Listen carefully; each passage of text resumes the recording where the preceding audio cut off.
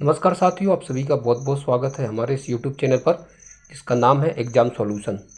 दोस्तों, जैसा कि आप सभी लोग जानते हैं कि मध्य प्रदेश में प्राथमिक शिक्षक पात्रता परीक्षा आगामी दिनों में होने वाली है। साथ ही विभिन्न स्टेट के जो भी प्राथमिक शिक्षक एग्ज़ाम हैं और जहां पर जिस एग्ज़ाम में बाल विकास या शिक्षा शास्त्र सब्जेक्ट है, विषय है, उन सभी एग्ज़ामों के लिए ये जो वीडियो है वो बहुत ही इम्पोर्टेंट होने वाला है। और हमारी कोशिश है कि हम लगातार इस एग्ज़ाम सॉल्यूशन चैनल के माध्यम से आपको क्लास प्रोवाइड कराएं और निरंतर आपकी जो प्रिपरेशन है वो जारी रहे इस चैनल के माध्यम से, जिसमें पर्यावरण अध्ययन, सीडीपी बाल विकास, साथ में मैथ पेडागोजी और इंग्लिश, संस्कृत, हिंदी जैसे इस तमाम सब्जेक्टों की जो तैयारियां हैं वो इस चैनल के माध्यम से हम निरंतर कराने की कोशिश करेंगे। आइए स्टार्ट करते हैं इस वीडियो को और देखते हैं। बहुत ही इम्पोर्टेंट क्वेश्चन आपके सामने स्क्रीन पर है, जो हमसे पूछ रहा है कि पियाजे मुख्य रूप से किसके अध्ययन के लिए जाने जाते हैं। तो पियाजे, जीन पियाजे का जो संबंध है स्विट्जरलैंड के एक मनोवैज्ञानिक हैं जीन पियाजे जी, और इनका जो संबंध रहा है वो रहा है संज्ञानात्मक विकास से। ऑप्शन नंबर 3 जो संज्ञानात्मक विकास है, ये थ्योरी जीन पियाजे ने दी है और इस थ्योरी का कुछ डिटेल हम यहाँ पर चर्चा करेंगे। संज्ञानात्मक विकास के अध्ययन के क्षेत्र में जीन पियाजे का सिद्धांत एक अभूतपूर्व सिद्धांत आंका गया है। इन्होंने बालकों के चिंतन तर्कणा के विकास के जैविक तथा संरचनात्मक तत्वों पर बल डालते हुए संज्ञानात्मक विकास की व्याख्या की है। इन्होंने चिंतन और तर्कणा के विकास के लिए जैविक और संरचनात्मक तत्वों पर बल दिया है और इसके अंतर्गत उन्होंने 4 महत्वपूर्ण जो तथ्य है वो दिए हैं। पहला है अनुकूलन, दूसरा समधारण, तीसरा संरक्षण और चौथा है संज्ञानात्मक संरचना। अनुकूलन, जब किसी नई परिस्थिति के साथ आप अनुकूलन करेंगे। समधारण मतलब किसी भी चीज़ को आत्मसात करना। संरक्षण और इसके अलावा संज्ञानात्मक संरचना, इसकी बात हम डिटेल से करेंगे जब स्पेशल वीडियो हमारा आएगा संज्ञानात्मक विकास को लेकर के। इसके अलावा हम चलते हैं दूसरे क्वेश्चन की तरफ। जब मानव शरीर के एक भाग को दिए गए प्रशिक्षण का अंतरण दूसरे भाग में होता है तो उसे क्या कहते हैं। मानव शरीर के एक भाग को कोई भी प्रशिक्षण दिया जाता है। मान लीजिए कि मैं दाएं हाथ से लिखना सीख रहा हूं और यदि वो काम मैं बाएं हाथ से भी करना चालू कर दूं तो वो कहलाता है अंतरण। मतलब एक शरीर के पार्ट का एक शरीर के पार्ट को यदि प्रशिक्षित किया जाए और उसका प्रभाव दूसरे में भी देखने को मिले तो वो वहाँ पर पाशार्विक जो अंतरण है वो कहलाता है। तो यहाँ पर देखेंगे द्विपार्श्विक अंतरण, जो ऑप्शन नंबर 3 है आपका, ये यहाँ पर सही होता है। ऑप्शन नंबर 3 द्विपार्श्विक जो अंतरण है ये यहाँ पर होगा।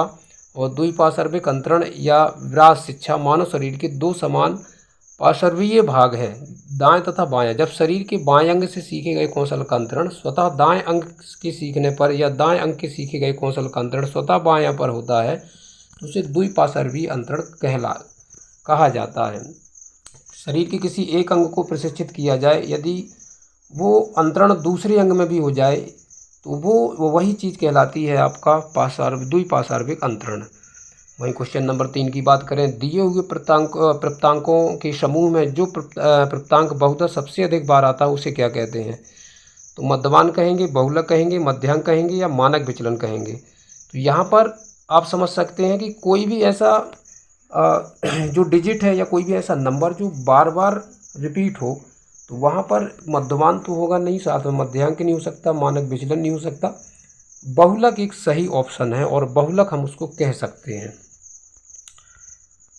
थ्योरी की बात करें तो बहुलांक और बहुलक सांख्यिकी की 2 केंद्रीय प्रवृत्ति की माप का भाग है, जिसमें माध्य, मध्यिका व बहुलक भी आता है। प्रप्तांकों में जिस प्रप्तांक की आवृत्ति सबसे अधिक यानी जिसका रिपीटेशन बार बार होता है, जो सबसे ज़्यादा बार आता है वही बहुलक कहलाता है। इसका फॉर्मूला भी यहाँ पर आप देख सकते हैं।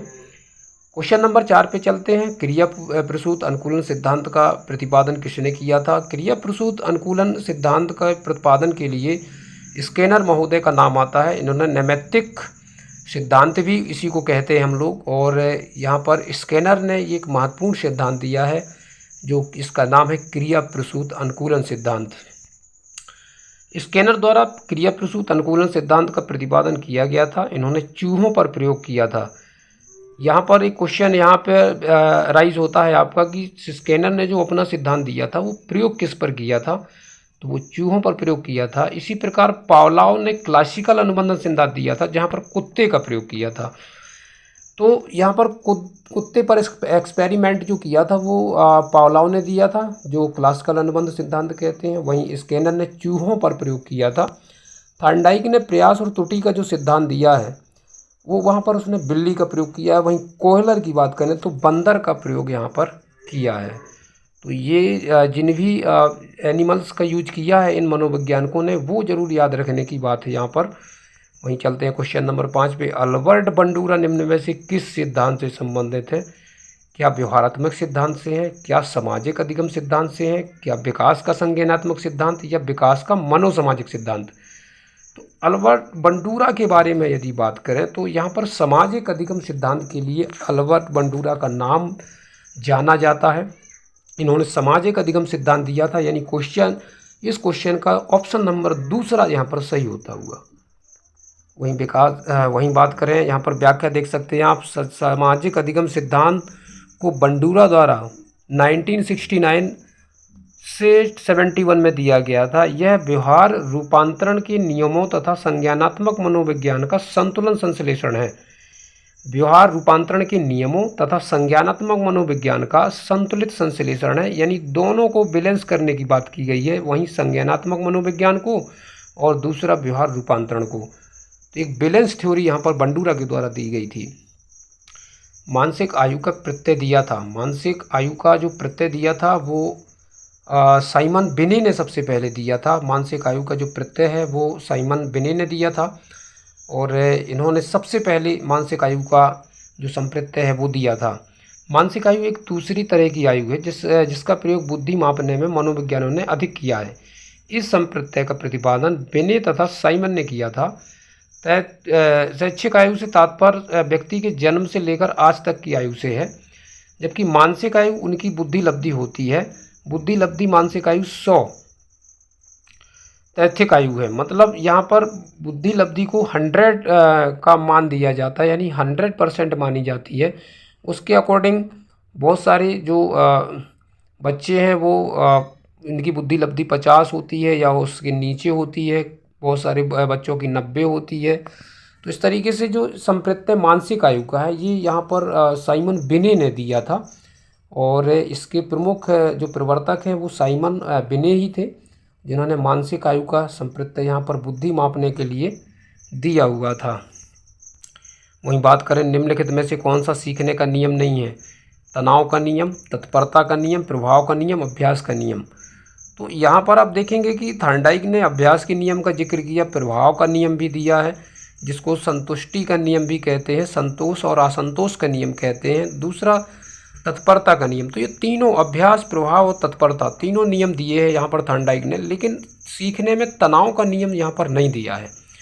तो यहाँ ये गलत, जो ऑप्शन नंबर फर्स्ट है ये सही आंसर होगा, क्योंकि ये नियम यहाँ पर दिया नहीं है।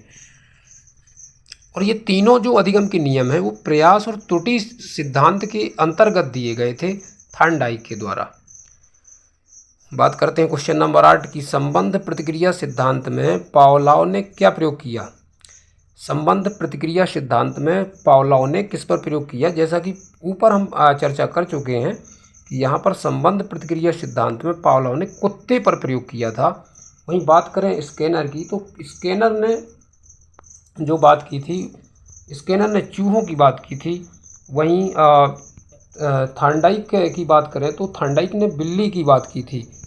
तो कहीं ना कहीं आप देख सकते हैं कि किस तरीके से यहाँ पर जो जानवरों पर प्रयोग किए गए हैं इनके द्वारा, तो वो चीज़ यहाँ पर दर्शा रही है। देखने वाली बात होगी आगे जिस तरीके से ये देख सकते हैं कुत्तों पर पावलोव द्वारा अधिगम के क्लासिकल अनुबंधन का प्रतिपादन किया गया था, जिसमें उन्होंने कुत्ते पर प्रयोग किया था।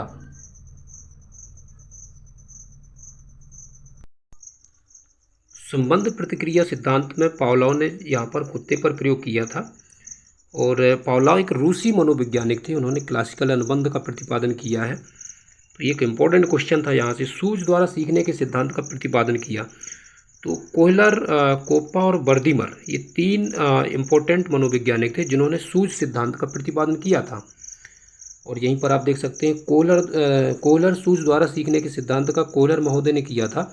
इस सिद्धांत के अनुसार अधिगम किसी अभ्यास का प्रशिक्षण नहीं बसुता अचानक आई सूझ में होता है। इन्होंने बंदर पर इन सिद्धांतों का प्रयोग किया था। चिंपांजी नाम का बंदर था और जिस पर उन्होंने एक प्रयोग किया था, कीलों को एक कमरे के ऊपर लटका दिया था कमरे में, और वहीं जो बंदर है वो कीलों को पाने की लगातार कोशिश करता रहा। कई बार टेबल के ऊपर रखा और उसको पाने की कोशिश की, छड़ी का इस्तेमाल किया। तो ये पावलोव ने माना है कि ये जो सूझ है ये अचानक आती है, और ये इसका जो थॉर्नडाइक ने जो जिस तरीके से जो सिद्धांत दिया था, कहीं ना कहीं उसका यहाँ पर विरोध किया कोहलर ने।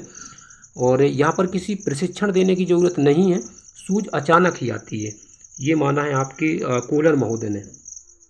कार्य को प्रारंभ करने, जारी रखने और नियमित करने की जो प्रक्रिया है उसको क्या कहते हैं? तो कार्य को प्रारंभ करने और जारी रखने के लिए जो सबसे बड़ी शक्ति है हमारे अंदर वो है प्रेरणा। क्योंकि किसी भी कार्य को करने के लिए यदि हमारे अंदर मोटिवेशन है तो कहीं ना कहीं 50% कार्य हम वहीं कर लेते हैं। तो प्रेरणा होना किसी कार्य के लिए बहुत ही ज़्यादा आवश्यक है, जैसा कि यहाँ पर बताया गया है। वहीं बात करें, अभिप्रेरणा किसी कार्य को प्रारंभ करने, जारी रखने, नियंत्रित करने या नियमित करने की एक प्रक्रिया है, जो कि गुड के अनुसार ये परिभाषा दी गई थी। आप समझिए कि जारी रखने, नियंत्रित करने, प्रारंभ करने, जारी रखने, नियंत्रित करने और नियमित करने की प्रक्रिया, ये जो अभिप्रेरणा है ये गुड की परिभाषा है। वहीं बात करें विस्मृति कम करने का उपाय क्या है, तो विस्मृति कम करने का उपाय किसी भी चीज़ को भूलना कैसे कम हो। तो किसी भी चीज़ को भूलना कैसे कम हो, तो यहाँ पर आप समझ सकते हैं कि यदि हमें किसी चीज़ को जो भूलने की आदत है वो कम करनी है, तो क्या हम सीखने की त्रुटिपूर्ण विधि इस्तेमाल करेंगे या सीखने में कमी करेंगे, पाठ की पुनरावृत्ति करेंगे या स्मरण करने में कम ध्यान देना है, क्या हो सकता है? तो यहाँ पर पाठ की पुनरावृत्ति करेंगे।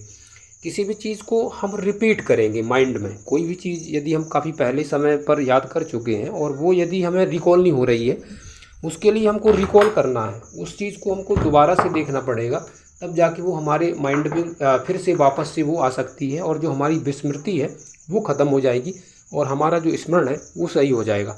तो पाठ की पुनरावृत्ति विस्मरण स्मृति का एक नकारात्मक या ऋणात्मक पक्ष है। गेल्डार्ड ने एक परिभाषा 1963 में दी थी कि विस्मरण को एक नकारात्मक धारणा माना है। यहाँ पर गेल्डार्ड ने विस्मरण को एक नकारात्मक धारणा माना है। इस प्रकार पाठ की पुनरावृत्ति द्वारा ही धारण को बढ़ाया जा सकता है और विस्मृति को कम किया जा सकता है। तो यहाँ पर आप देख सकते हैं। वहीं बात करें क्रोध व भय, तो क्रोध और भय ये एक प्रकार का संवेग है और यहाँ पर आप देख सकते हैं क्रोध हो गया, आपका भय हो गया, ये संवेग की श्रेणी में आते हैं। और मैकडूल ने यहाँ पर मूल प्रवृत्तियों की बात की थी। संवेग, क्रोध व भय संवेग के प्रकार है। मैकडूवल द्वारा इस प्रकार 14 संवेगों की व्याख्या की गई थी। संवेग एक जटिल अवस्था है जिसमें कुछ आंगिक प्रतिक्रियाएं होती हैं, जैसे कि हृदय की गति में परिवर्तन, रक्तचाप में परिवर्तन, सांस की गति में परिवर्तन। इसके अलावा बाहरी अंगों में भी परिवर्तन होता है। जब आपको गुस्सा आता है तो आप देखते हैं कि बहुत ज़्यादा जब हाइपर होते हैं आप, तो आपके हृदय की गति बढ़ जाती है, रक्त का संचार बढ़ जाता है ना। तो इस तरीके से ये जो परिवर्तन है, शारीरिक परिवर्तन है, वो देखने को आपको मिलते हैं जब आपके अंदर संवेग आते हैं। वहीं आप जब खुशी के माहौल में होते हैं तो वो जो खुशी का जो माहौल होता है, वो जो संवेग आपका स्फुटित होता है, तो उससे कहीं ना कहीं आपके अंगों का हाव भाव, आपकी जो हंसी, आपकी जो मुस्कुराहट है वो सामने आ जाती है। तो संवेग कहीं ना कहीं शारीरिक परिवर्तन जरूर करते हैं। दूसरे व्यक्ति के बाह्य व्यवहार की नकल है, तो दूसरे व्यक्ति के बाहरी व्यवहार को नकल जब हम करेंगे तो उसको कहते हैं हम लोग अनुकरण। किसी भी चीज़ को देख करके और उसके जैसे व्यवहार करना एक अनुकरण की श्रेणी में आता है। किसी भी चीज़ का अनुकरण करना, अनुकरण एक नकल, दूसरे व्यक्तियों के व्यवहारों की नकल करना है। अनुकरण समान प्रदर्शन किया जाता है तो वह अनुकरण की श्रेणी में आता है। यदि पूर्व ज्ञान व अनुभव नए प्रकार के सीखने में सहायता करें तो उसे क्या कहते हैं? यदि आपने पूर्व में कोई चीज़ सीखी है, कोई अनुभव किया है, कोई ज्ञान अर्जित किया है, यदि वो नए ज्ञान को सीखने में सहायता आपकी करें तो वो क्या कहलाएगा? तो यहाँ पर नकारात्मक प्रशिक्षण स्थानांतरण तो नहीं कहला सकता, क्योंकि यदि कोई चीज़ आप करते हैं, सीखते हैं और वो आपका सपोर्ट नहीं करती आगामी ज्ञान के लिए, नए ज्ञान के लिए, तो वो नकारात्मक प्रशिक्षण के अंतर्गत आएगा। लेकिन यहाँ पर चूँकि पूर्व ज्ञान नए ज्ञान को सीखने में सहायता करता है, तो यहाँ पर सकारात्मक प्रशिक्षण स्थानांतरण होगा आपका, और वही है, देख सकते हैं आप लोग, धनात्मक या सकारात्मक भी इसे कहते हैं। पूर्व अर्जित ज्ञान नवीन ज्ञान को अर्जित करने में सहायक होता है, उसे धनात्मक और सकारात्मक अंतरण कहते हैं। क्वेश्चन नंबर 15 की बात करेंगे, सीखी हुई बात को स्मरण करने या पुनः स्मरण करने की असफलता को क्या कहते हैं। तो आप जब कोई चीज़ सीख लेते हैं और कुछ समय तक वो स्मरण में रहती है, लेकिन उसका रिपीटेशन नहीं करते या उसको पुनः स्मरण नहीं करते, तो वो चीज़ भूल जाती है। तो भूलने वाली चीज़ को हम विस्मृति कहते हैं। विस्मृति मतलब किसी भी चीज़ को भूल जाना। ये देख सकते हैं यहाँ पर, विस्मृति या विस्मरण भूलने की से संबंधित है, जब सीखा हुआ ज्ञान धारणीय ना हो, धारण व किया जा सके तथा तब उसको विस्मरण उत्पन्न हो जाता है। टर्मन के अनुसार 90 से 100 बुद्धि लब्धि वाला बालक माना जाता है। तो टर्मन ने जिस तरीके से यहाँ पर अपना बुद्धि लब्धि का जो सारणी दी है, टेबल दी है, उसमें 90 से 100 तक के जो बच्चे हैं, कहीं ना कहीं वो समान बुद्धि की श्रेणी में आते हैं। और इसके ऊपर जब आप जाएंगे, 100 के ऊपर जाएंगे, 110 के ऊपर जाएंगे, तो कहीं ना कहीं यहाँ पर तीव्र जो बुद्धि वाले बालक हैं वो मिलेंगे। लेकिन 90 से नीचे जाएंगे तो मंद बुद्धि वाले बालक आपको मिलेंगे। वहीं 50 के नीचे जाएंगे मूढ़, और जब 25 के नीचे जाएंगे तो जड़ बुद्धि लब्धि वाले विद्यार्थी यहाँ पर मिलेंगे। ये टर्मन का देख सकते हैं आपने, टर्मन ने किस तरीके से बुद्धि लब्धि को परिभाषित किया है। 90 से 100 के बीच जो बालक हैं वो समान बुद्धि के अंतर्गत आते हैं। हॉल का सिद्धांत निम्न में से किसकी व्याख्या करता है। स्टैनले हॉल का जो सिद्धांत है ये किसकी व्याख्या करता है। स्टैनले हॉल का जो संबंध है मुख्यतः वो किशोरों से है। आप इस चीज़ को नोट रखें, स्टैनले हॉल की जो थ्योरी है वो किशोरों पर केंद्रित करके दी गई है। और यहाँ पर मूल्यों का विकास, बुद्धि की प्रकृति या अधिगम में प्रेरणा की भूमिका, ऐसा कुछ नहीं है। किशोरों का जो मनोविज्ञान है ये स्टैनले हॉल ने दिया था। हाल ऐसे मनोवैज्ञानिक थे जिन्होंने पहल अमेरिका में किशोरावस्था का वैज्ञानिक अध्ययन किया। किशोरावस्था का यदि पहले सबसे किसी ने अध्ययन किया है मनोवैज्ञानिक तरीके से तो वो स्टैनले हॉल हैं, और ये अमेरिका के मनोवैज्ञानिक हैं। हाल के अनुसार किशोरावस्था एवं आंधी तूफान की अवस्था है।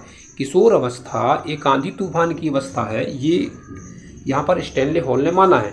यह एक तनाव और तूफान की भी अवस्था है। तो आंधी तूफान की बात कोई करता है किशोरों को लेकर के, तो वो स्टैनले हॉल हैं और ये अमेरिका के निवासी हैं जी। क्वेश्चन नंबर 18 में चलेंगे और यहाँ पर देखेंगे, मानव व्यक्तित्व के मनोलैंगिक विकास को निम्न में किसने महत्व दिया है।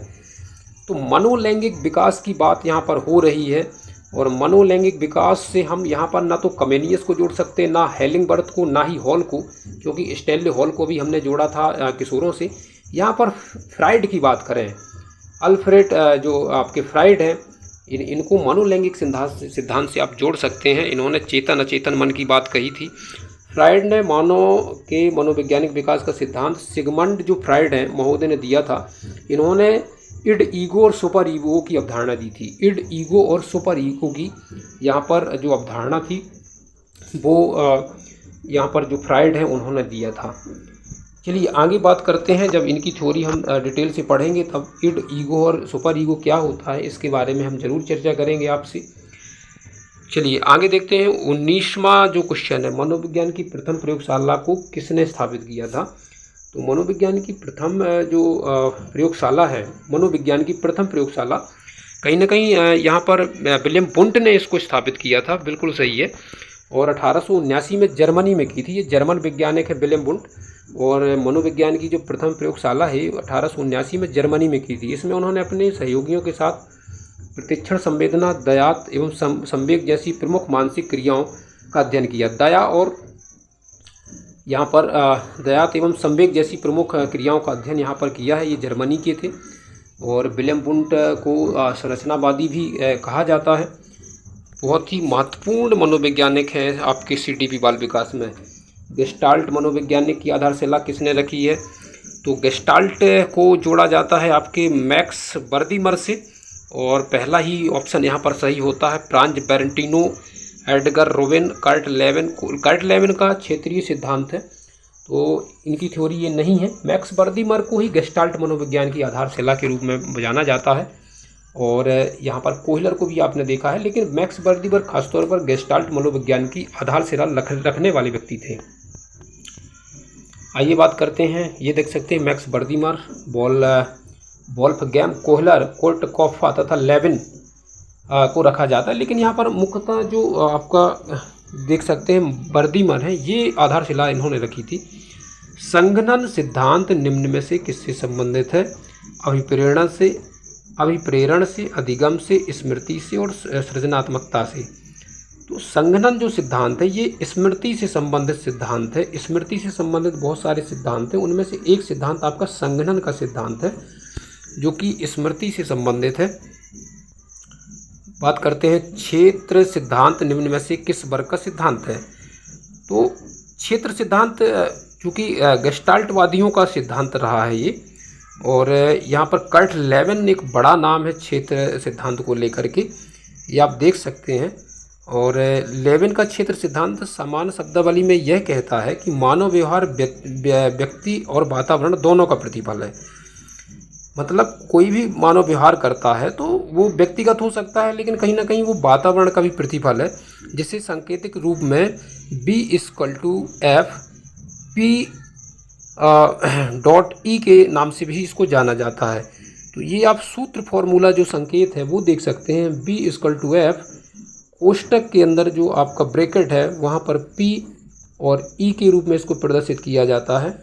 तो ये आप देख सकते हैं। वहीं 23वें क्वेश्चन की बात करें, बैटरी का प्रयोग निम्न में से किसके मापन हेतु किया जाता है? तो रुचि, व्यक्तित्व, बुद्धि, अभिक्षमता। तो यहाँ पर जो बैटरी का प्रयोग है वो आपका बुद्धि मापन का कार्य बैटरी के माध्यम से होता है। ये भाटिया बैटरी का नाम आप जान सकते हैं। भाटिया बैटरी बुद्धि मापन के लिए प्रयोग किया गया था, और भाटिया द्वारा भारत में बुद्धि परीक्षण का निर्माण किया गया था। यह एक शाब्दिक बुद्धि परीक्षण है। बुद्धि परीक्षण शाब्दिक भी होता है, अशाब्दिक भी होता है, लेकिन ये शाब्दिक बुद्धि परीक्षण है, और भाटिया बैटरी को शाब्दिक बुद्धि परीक्षण के लिए जाना जाता है। ये भारत के ही थे। चलिए बात करते हैं 24वें नंबर क्वेश्चन की। अभिक्रमयोजित अधिगम का प्रत्यय किसने दिया था? तो अभिक्रमयोजित जो अधिगम का प्रत्यय ये किसने दिया था? थॉर्नडाइक ने, हल ने, स्केनर ने, वाटसन ने। देखते हैं इसका करेक्ट आंसर क्या होता है। तो यहाँ पर आप देख सकते हैं ऑप्शन नंबर 3, अभिक्रमयोजित अधिगम का प्रत्यय यहाँ पर स्केनर साहब ने दिया था। स्केनर जिस प्रकार पावलोव का नाम क्लासिकल अनुबंधन में जोड़ा जाता है, उसी प्रकार स्केनर का नाम संवेगात्मक अनुबंधन से जोड़ा जाता है। ध्यान रखिएगा, क्लासिकल अनुबंधन से नाम पावलोव का जोड़ा जाता है, वहीं संवेगात्मक अनुबंध से जोड़ा जाता है स्केनर को। संवेगात्मक अनुबंध को क्रियाप्रसूत अनुबंध भी कहा जाता है। इसे अभिक्रमयोजित सिद्धांत भी या अधिगम भी कहा जाता है। आज का क्लास का जो अंतिम क्वेश्चन है वो है 25वां नंबर आपकी स्क्रीन में।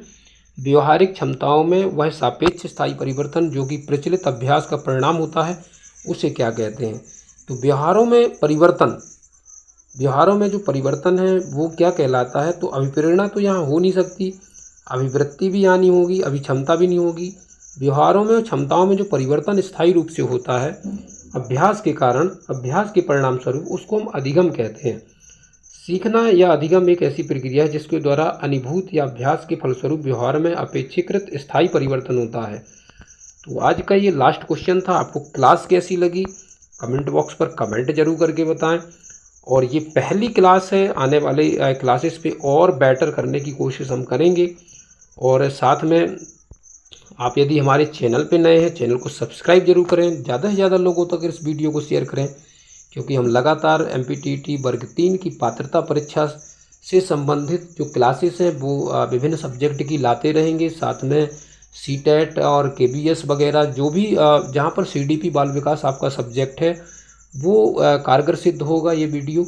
तो आप यदि चैनल पे नए हैं सब्सक्राइब जरूर करें और लोगों तक शेयर जरूर करें। मिलते हैं एक नए टॉपिक के साथ एक नए वीडियो में, तब तक के लिए बहुत बहुत धन्यवाद।